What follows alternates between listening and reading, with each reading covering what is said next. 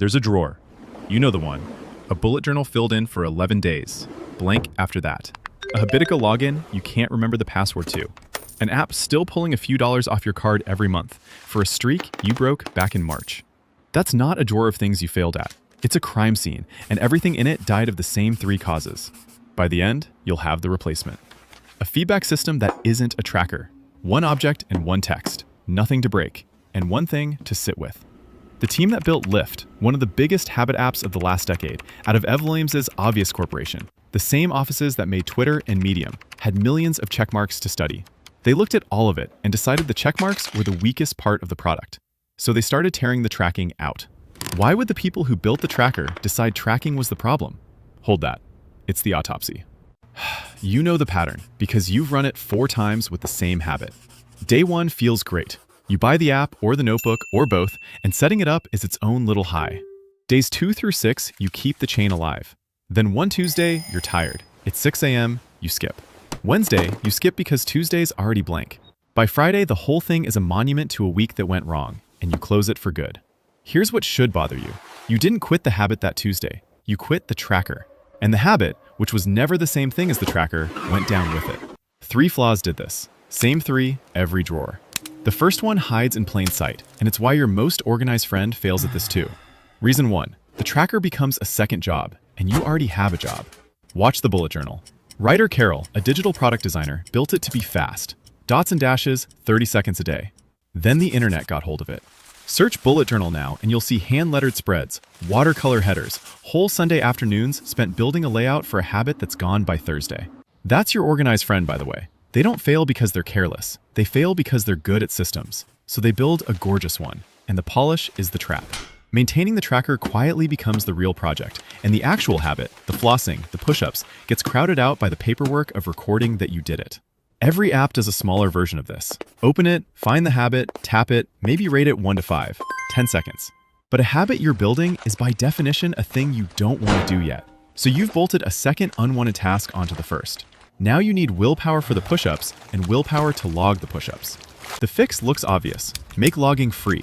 1 tap, no rating. People do exactly that, and it still dies. Because now you're measuring, perfectly and effortlessly, the wrong number. Reason 2, the tracker measures a number, and the number isn't the thing you actually want.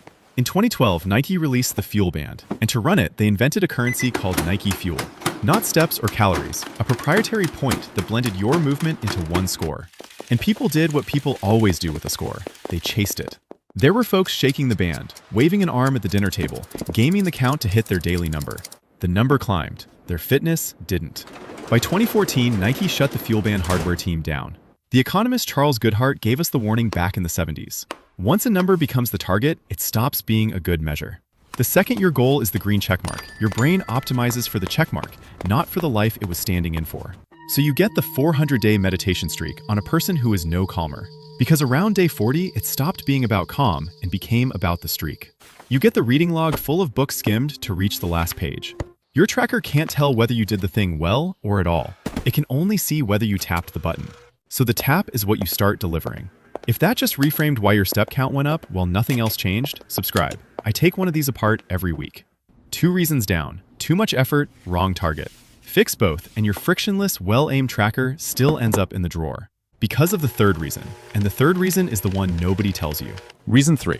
The tracker creates evidence of your failure, then shows it to you. Think about what a tracker really is. A record.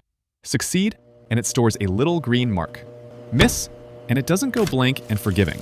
It stores the miss, the red X, the broken chain, the empty row sitting in the grid. And every time you open it after that, the first thing it does is hand you the receipt for the day you let yourself down. Here's the number that should stop you.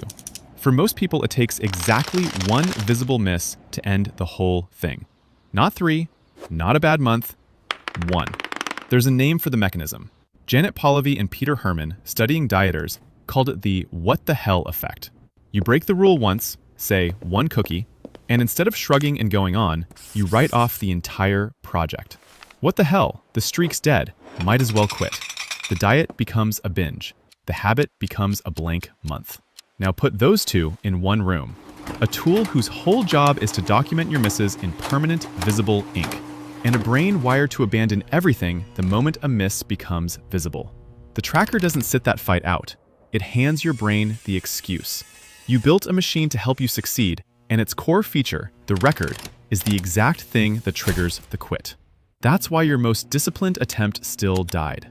Not weak will. You had so much will you kept coming back to a system that, by accident, was built to make one slip feel like a verdict. Which takes us back to Lyft and those millions of checkmarks. When the team dug into who actually changed, the checkmarks barely mattered. The people who stuck weren't the ones who tracked the most. They were the ones who got a response from another human. So Coach.me, the app Lyft became, put real coaches on the other end. The tracking got demoted. The reply got promoted. They didn't need a better tracker. They needed the one thing a grid of X's can't give you. Something that answers back and keeps no record you can lose. So here's the replacement, built from the 3 findings in reverse. You need one small object and one person. That's the kit. 1. Pick a single habit. Write it as a physical action you could film, not a feeling. 10 push-ups after I start the coffee, not get fit. 2. Choose your object. A hair tie or a coffee mug. Something you move with one hand in half a second. It lives in the path you already walk, at the trigger. Mug upside down by the coffee machine. Hair tie on your left wrist in the morning.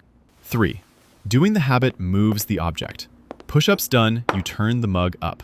Meds taken, the hair tie crosses to the right wrist. That's your feedback. And look at what it is. Not a score, not a tap. The position of a real thing in your real room that you can read across the space without opening anything. The doing and the recording became one motion. The second job is gone.